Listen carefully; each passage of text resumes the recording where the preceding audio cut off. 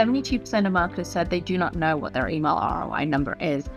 And yet 52%, so almost like an overwhelming majority of marketers, also ranked email as their most effective channel.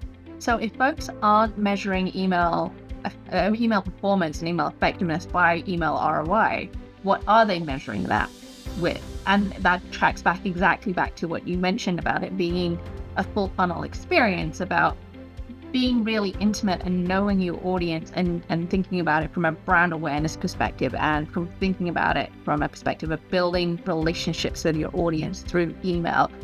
And you can't measure that in isolation because it's multiple events over a series of time. And that series of time for some businesses and brands, that customer journey is what, years in the making. It isn't like a few weeks or a few days or even a few months. It is years in the making. And that's where email is really helpful to these brands and organizations to be able to stay in touch with that audience and keep nurturing them over the course of however long they need. Because there's the other stat out there, like 95% of your audience are not in the buying cycle, and only 5% are.